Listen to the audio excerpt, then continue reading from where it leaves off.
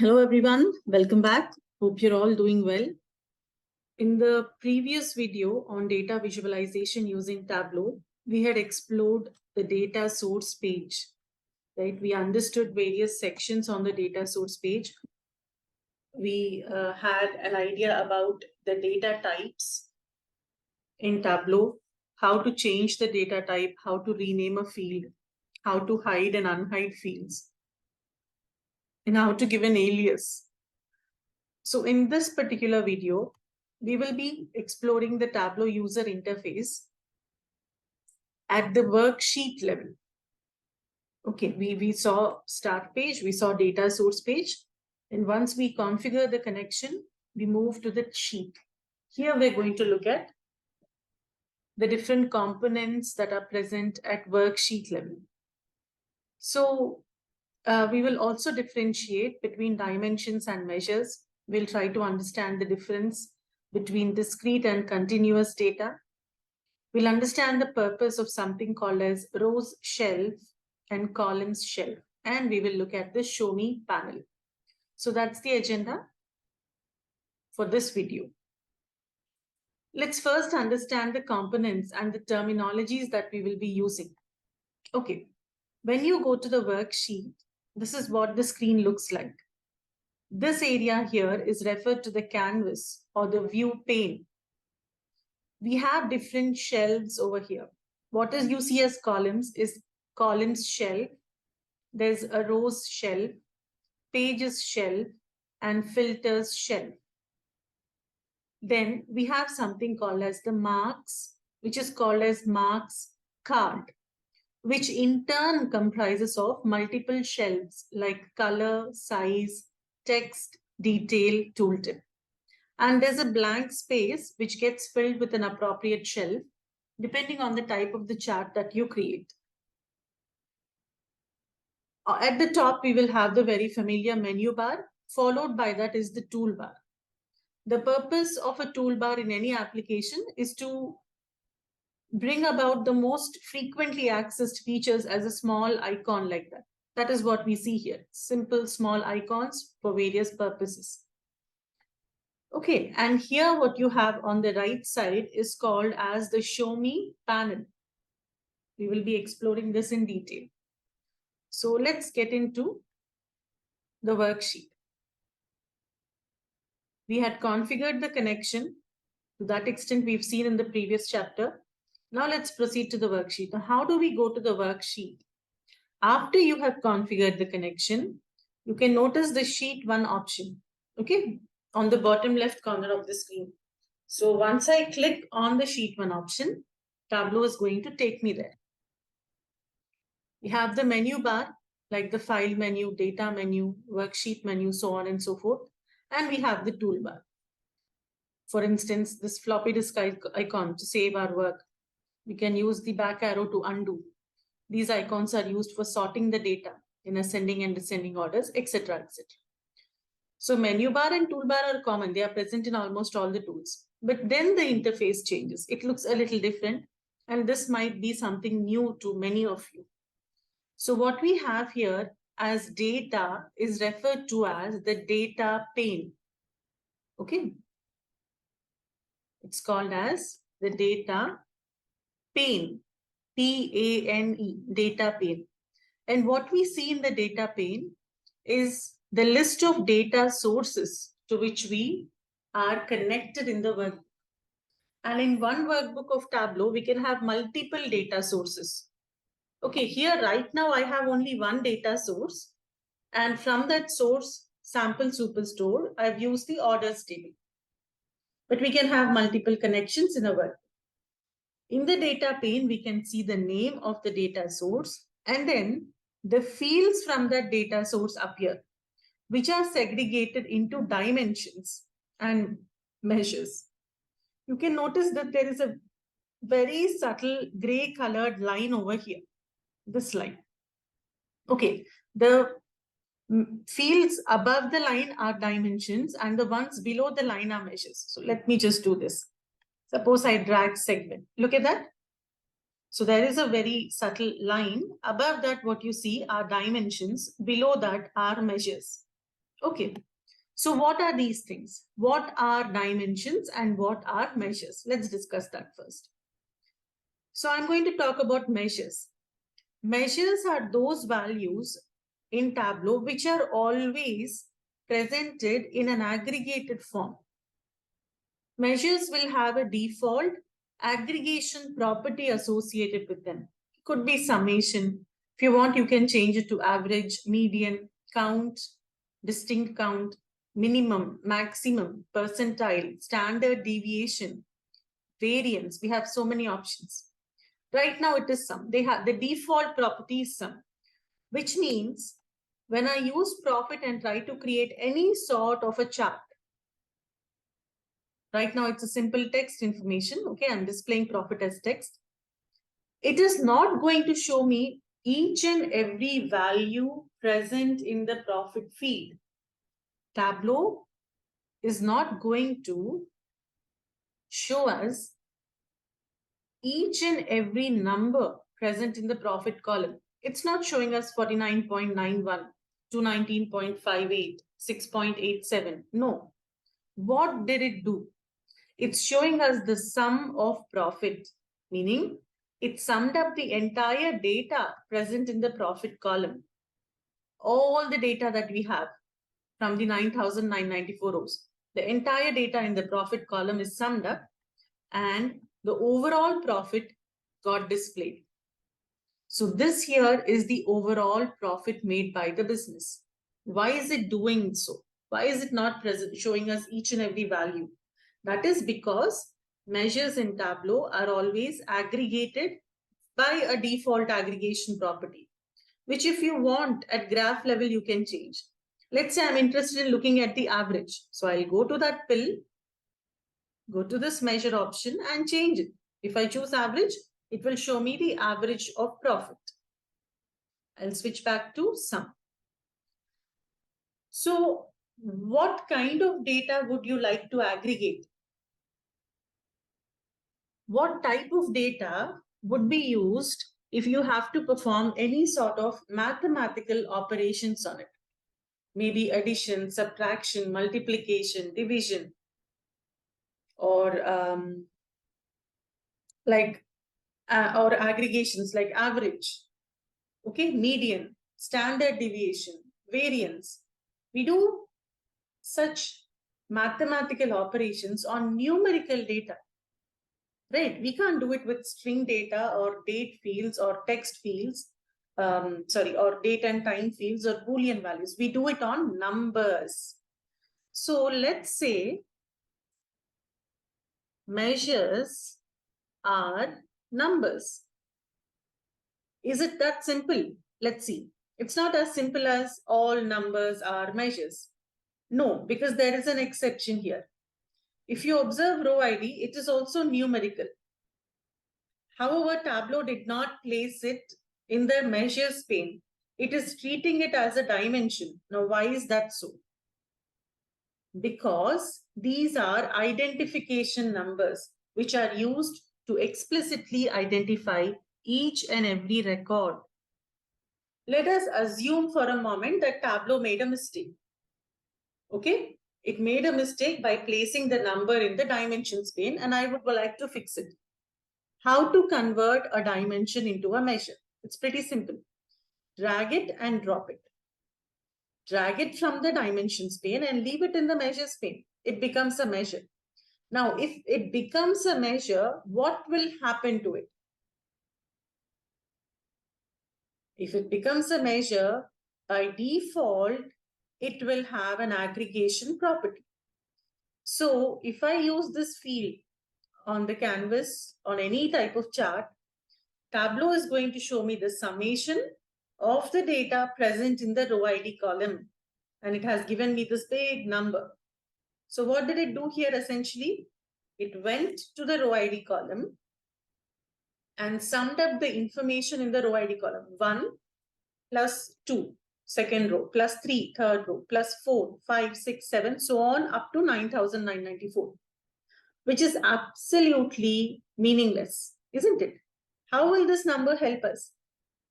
Summing up the data in the row ID column is not going to help us in any way. It's not meaningful. So here, this is a field on which all the aggregations will not hold good. I agree that count might hold good, right? We could get the count. Count is definitely meaningful. We understand that there are 9,994 rows. However, most of the time, we would want it just as the field itself. We might be interested in the values and not in aggregating it. So I'm going to convert it back to a dimension. We'll just drag and drop it in the dimensions pane. It becomes a dimension. So the bottom line is those fields on which when you perform any sort of mathematical operations will always give you a meaningful result are measures. Okay. So all numbers on which we can do mathematical operations and get a meaningful output are measures, except all numbers except identification numbers. Okay, for example, let's say employee ID. Let's say there is an employee in an organization, ID of the employee is 500. And that person's colleague's ID is 501. If I'm going to sum up these two and say there are more than 1,000 employees in my organization, that would be absolutely wrong. We have only 2 employees whose employee ID happens to be 500 and another person's 501. That doesn't mean that we will sum up this and tell we have 1,000 employees, right? So therefore, identification numbers are not considered as measures. All numbers on which when you do mathematical operation gives you meaningful result are measures. So the exception for this is identification numbers. So I hope you all understood what are measures. Measures are those values which when aggregated will give you a meaningful output, or on which when you do any sort of mathematical operations, they will give you a meaningful output always. Unlike only in the case of count with row ID. Okay. So if we have understood what is a measure, now defining a dimension becomes easy. See, a field coming from a data source is either a measure or a dimension. There is no third place to go to. There are only 2 options. Something has to either go into the dimensions pane, otherwise it has to go into the measures pane. So if something is not a measure, what is the only other place left out? Dimension. So if I'm saying that all numbers are measures, then what about dimensions? All non-numeric values, right? Which would be what? String data, date fields, date and time data type fields, Boolean data type fields, right? All these non-numerical values are going to be put under dimensions, and along with this, including identification numbers, which we had excluded in the previous case, in the previous scenario. So, including identification numbers, all numbers, all non-numerical values, including identification numbers, will go into the dimensions pane, as you can see here. I hope the difference between dimensions and measures is clear. Now, when we use a dimension in a graph, what will happen? When we use a measure, we saw that it gets aggregated. But when we use a dimension, what happens? The unique values from that field are fetched and they are displayed. Okay, so if you look at the data present in the category dimension, we have furniture, multiple occurrences of furniture, multiple occurrences of office supplies, and technology, because those are the 3 categories to which all the products ultimately belong. But Tableau is not showing us each and every occurrence of furniture or each and every occurrence of office supplies here. It's picking up the unique value from the category dimension. These are the members in that field, right? Furniture is a member. Office supplies is a member. Technology is a member. So unique members from the field are fetched and displayed. And look at how it has displayed them as rows. Furniture is a row office supplies is a row, and technology is a row. Why did it display them as rows? Why not as columns? Simple, because I have taken that field into the rows shelf. So here we are trying to understand another point. When you take any field to the rows shelf, you're telling Tableau to show the information from that field as rows. Central is a row, east is a row, south is a row. So they're getting aligned one below the other, forming a row. If I take this into the columns shelf, then members from that field are going to appear as columns. Central is a column now. East is a column. South is a column. And west is a column. Because it is on the columns shelf. It is that simple. And observe one more thing. The color of this field. It is referred to as a pill. Okay, this is referred to as a pill. Simply because it is in the shape of a capsule. That's it. Now the color of this pill is blue. It is a blue pill. Blue pill indicates discrete data, and by default,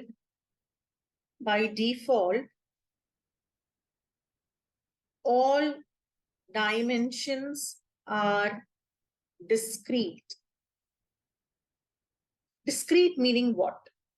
Discrete is basically a field with a distinct set of values in it, countable set of values, a distinct set of numbers or members in it. Okay. For example, region. Central is one unique member. East is one unique member. South is a unique member. And West is a unique, distinct member present in that field. So distinct means something with a distinct set of values. How many ever values it could be? If I take order ID, there are more than 5,000 order IDs. Okay, there are more than 5,000 members, but all of them will be listed out. Each and every value is listed out. Look at the bottom left corner, 5,009 marks. Means there are 5,009 orders here. 1, 2, 3, like that. So it doesn't matter how many, maybe a million or a billion. It doesn't matter, but it has unique, distinct values which can be listed out like this. And when you have a blue pill indicating discrete data, indicating distinct set of values, here on the header, this is called as a header. Okay, this is called as a header. If I right click, you will notice. What we are getting are called labels. Central, which is a member in the region field, East, which is a member present in that field, they are referred to as field labels. Okay, so when you have a blue pill, in the graph, we will get field labels. Field labels means what? Members. The dimension members will appear as labels. Okay. Now let's talk about dimension. Measure. Okay, let's take profit. I'm going to take profit into the rows shelf. Observe the color of the pill. It is green in color. So green pill represents continuous data. And by default, all measures are continuous. What does it mean when I say continuous? Continuous field meaning something with a range of values in it. Okay, it doesn't have distinct values, but it has a range of values. For example, if you take profit, if you observe the data in that field, there is going to be some minimum value. For profit, there'll be some minimum profit. So here there is a loss of 6,599.98. There's going to be some maximum value, a profit of 8,399.98. And you pick up any number in that range. From min to max, any number that you take is going to be valid. Okay, so continuous meaning something with a range of values in it. It will have a range of values in it. And how does the information from a green pill, a continuous field, get reflected in the graph? it forms an axis with a range of values. So when we have a green pill, in the graph, we will get an axis with a range of values in it. Okay, it will give an axis with a range of values in it. I hope you'll understood the difference between blue pill and green pill. It's a very, very important concept. Difference between dimensions and measures, difference between green pill and blue pill, meaning continuous and discrete data. Now let's come back to the purpose of columns and rows. So where did I take the profit pill? I took it into the rows shelf. Now when you take a field to the rows shelf, what are you telling Tableau to do? You're asking Tableau to show the data from that field as rows. But this is a range of values, right? So we will get the range of values cutting across rows, 10K, 20K, 30K, 40K. It is cutting across rows. If I had taken this to the columns shelf, it would form the x-axis cutting across columns, 60K, 80K, 100K, cutting across columns. Let me bring this down here. Okay, profit is on the columns shelf. So it's going to have a range of values which will cut across columns like this. Therefore, it must form the x-axis. Okay, that is the purpose of rows and columns. Now, how do we know which field should go to the rows shelf? Which field should be placed on the columns shelf? Is there a rule for that? There's nothing of that sort. It's your choice. As a person creating the chart, you decide. Okay. See, if I have taken region to rows, I'm asking Tableau to arrange regions as rows. If I've taken profit to columns, I'm asking Tableau to show the data from the profit field cut across columns. And it has automatically given me a horizontal bar chart. If I do it the other way around, this is the swap icon. It will interchange rows and columns. Now, if I do it the other way around, then region, can see here,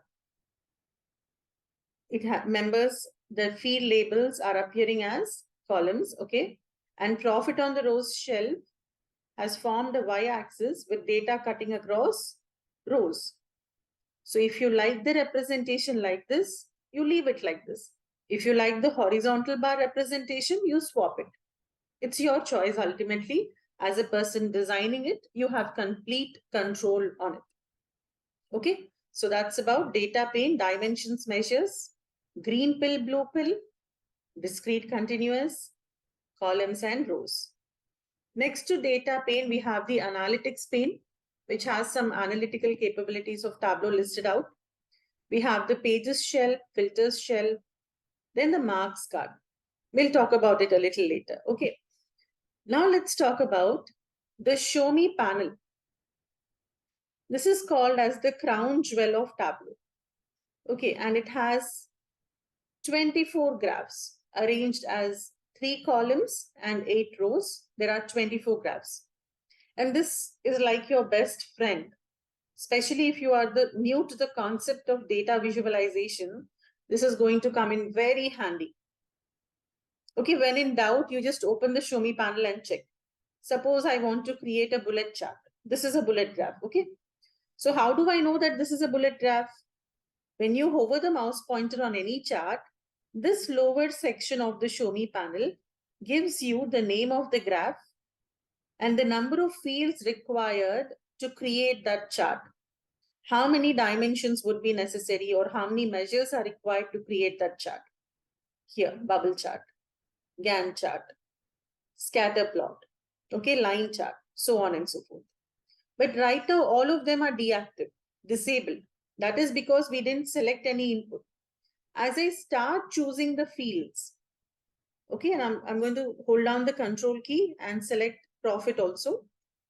If you're using MacBook, then you'll hold down the command key for multiple selection. So I've selected category and profit. For this combination of input, Tableau has activated a lot of graphs here. It's saying I can create this, which is a text table. Or I could go ahead and create a heat map. I could create a highlight table, a pie chart, horizontal bar graph, stack bar graph, tree map. circle view, box plot, or a packed bar. So many options. And I hope you all have noticed how easy it is to switch between the views. Let's say you created pie chart for some requirement, and then your client has a change of mind and asks you to create bar graph. With one click, you can convert it. Hassle free. Okay, so it's that simple. Now, of all the charts which Tableau has activated here, horizontal bars are outlined in red color. This is Tableau's recommendation. It is not a rule to be followed. It is simply a recommendation which you may or may not accept. It's your choice again. So let's go with the horizontal bar graph. Now, fine, it has activated some charts and I created a horizontal bar graph. Well and good. Why is it that I'm not able to create a line chart with this data? What do you think?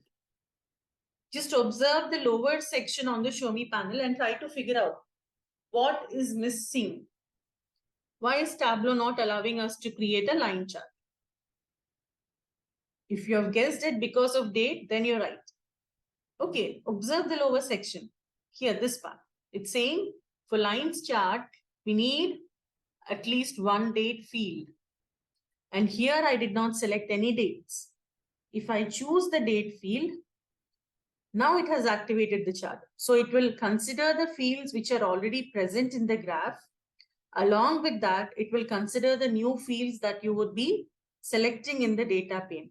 For a combination of all of these fields, it will activate the charts which can be created. In this case, line chart is now possible. Why is it that I cannot create a geographical map? Because I didn't select any geographical data. If I choose geographical data, you see now I can create a geographical map by clicking on it. So that is the beauty of Show Me panel. Okay, it will tell you what fields are required to create a particular chart.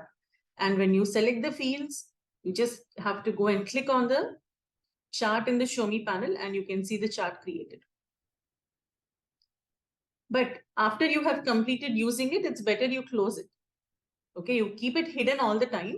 Open it only when you're using it. Rest of the time, keep it hidden. So that's the purpose of the Show Me panel. Let's go and see what we have covered today. In this video, we talked about dimensions and measures. Okay, these are dimensions and below this line, what we have are measures. We talked about the difference between discrete and continuous fields. And very important point here is if you have continuous fields, which contains a range of values in it, then you will get it as a green colored pill in Tableau. And in the graph, you'll get an axis with a range of values. And if it's discrete data, which is mostly dimensions, the color of the pill will be blue. In the chart, you will get labels, which will come up on the head. Okay,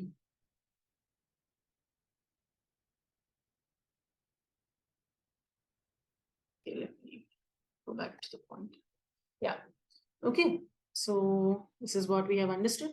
We also talked about the Show Me panel, its purpose. So the key takeaways in this chapter is we understood about the Tableau user interface at worksheet level. We looked at the difference between dimensions and measures, discrete and continuous data, understood about the purpose of rows shelf and columns shelf. We also now know about the Show Me panel. So I hope this video was informative. Thank you all so much. I will see you in the next video where we shall continue with a few more concepts. Thank you.